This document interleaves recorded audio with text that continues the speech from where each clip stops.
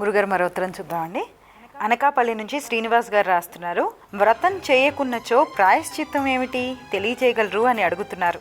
అడుసు తొక్కనేలా కాలు కడగనేలా అని తెలుగు వారింట ఒక సామెత. అడుసు అంటే బురద. బురద తొక్కడం ఎందుకు, కాలు కడుక్కోలేక అవస్థపడడం ఎందుకు అని.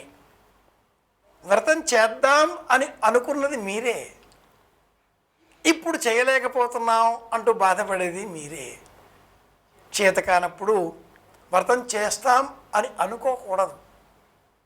అనుకున్నారా, చెయ్యాలి.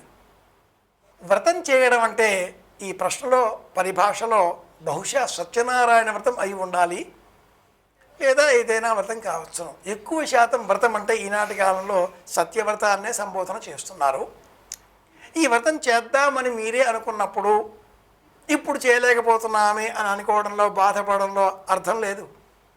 సత్యవ్రతం చెయ్యడం అంటే సత్యం మాత్రమే మాట్లాడడం, ఇది వ్రతం. ఒక్కరోజైనా నానా రూపధరో భూత్వా సర్వేషామీప్సితప్రత. ఈ సత్యవ్రతంలో వ్రత్యతే అనేనా ఇది వ్రతం. వ్రతము అంటే నియమంతో కూడుకున్నది అని అర్థం. సత్యవ్రత కథలు పూర్వం 13 ఉండేవి, తర్వాతి కాలానికి 9 అయ్యాయి. ఈనాటి కాలంలో 5 చెప్పుకుంటున్నాం. ఈ కథలన్నింటిలో కూడా ఉండే అర్థం ఒకటే: అబద్ధమాడి మర్చిపోవడం, లేదా అబద్ధమాడి ఆ కాలానికి ఆ సమయాన్ని దాటవేయడం, అహంకరించడం, పొరపాటు పనులు చేయడం, నిర్లక్ష్యం చేయడం, ఇవే ప్రధానంగా కనిపిస్తాయి. సాధువు అనే అతడు రాజుగారు చేసే వ్రతం చూసి నాకు సంతానం లేదు, కలిగితే చేస్తాను అని చెప్పి సంతానం కలిగిన తర్వాత మర్చిపోయాడు. అందువల్ల చిక్కులు వచ్చాయి. కళావతి లీలావతి సాధువు కథ. ఆపద మొక్కులు సంపద మరపులు అనే మరి ఒక సామెతను కూడా మనవాళ్ళు చెబుతూ ఉంటారు. వ్రతం చేసుకోవడం అంటే 10 మందిని పిలవడం కాదండి, నియమంతో ఉండడం. ఒక్కరోజైనా సత్యమే పలికి జీవితాన్ని గడపడం.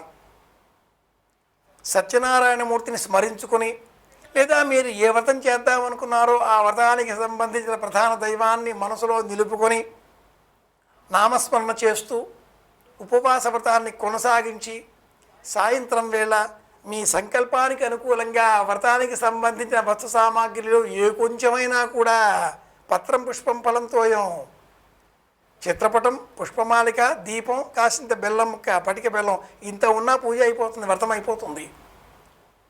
హారతులు, అగరొత్తులు, అరటిపళ్ళు, నైవేద్యాలు, వీటితో దేవుణ్ణి భయపెట్టే పని చేయొద్దు. మనం భగవంతుణ్ణి భయపెట్టే పూజలు చేస్తున్నాం, ప్రపంచానికి ప్రదర్శన చేసే పూజలు చేస్తున్నాం మనం. అలా కాకుండా మనఃపూర్వకంగా పరమాత్మ నీవు ఉన్నావు, నిన్ను నమ్మి నేనున్నాను, ఇది నా కష్టం, నాకు చేతనైనంత ఇదే, ఇదిగో నీ ముందు పెట్టాను, నీకు చేతనైనంత నువ్వు చెయ్యి, నాకు చేతనైనంత నేను చేశాను అంటూ భక్తుడు భగవంతుడితో సేవ చెయ్యడమే వ్రతం. నా స్థాయికి నేను ఇంత చేశాను, నీ స్థాయికి నువ్వు ఎంత చెయ్యాలి, నా స్థాయికి నేను అంత అటుకులు తెచ్చిచ్చాను. కుచేలుడి మాట అది మా ఇల్లాలు ఇచ్చింది, మూట కట్టి తెచ్చాను, ఒక్క పిడికెడు, ఇది నా స్థాయి, నేను ఇచ్చాను, నీ స్థాయి నువ్వు ఏమిస్తావో అంటూ పరమాత్ముడితో ప్రేమగా ఉండడమే వ్రతం. భగవంతుడితో మనం పందెం వేసుకొని ఇంత చేశాను, 100 మంది బంధువులు వచ్చారు, కూర్చున్నారు, వ్రతం అవుతోంది, కొబ్బరికాయలు కొడుతున్నాం, హారతులు ఇస్తున్నాం, మధ్య మధ్య ఉదకపానీయం సమర్పయామి. బావగారు వచ్చారా, కూర్చోండి, టిఫిన్ చేశారా, చెప్పకుండా వెళ్ళకండి, భోజనం చేశాక వెళ్ళండి. అక్షింతలు వేయడం. ఎవరి మీద వేశారు ఈ అక్షింతలు? ఏ ఉపచారానికి వినియోగించి అక్షింతలు వేశారు? ఇక్కడ ధ్యాస లేదు, అక్కడ ఉంది. చిత్తం చెప్పుల మీద, పూజ శివుడి మీద. ఆ శివుడు ఆ పూజ అంగీకరించడు, ఆ దైవం ఆ పూజను అంగీకరించదు. కనుక వ్రతం చేద్దామనుకున్నాం, చేయడానికి వీల్లేదు అనే మీరు మీ మాట మార్చుకోండి, వ్రతం చెయ్యండి.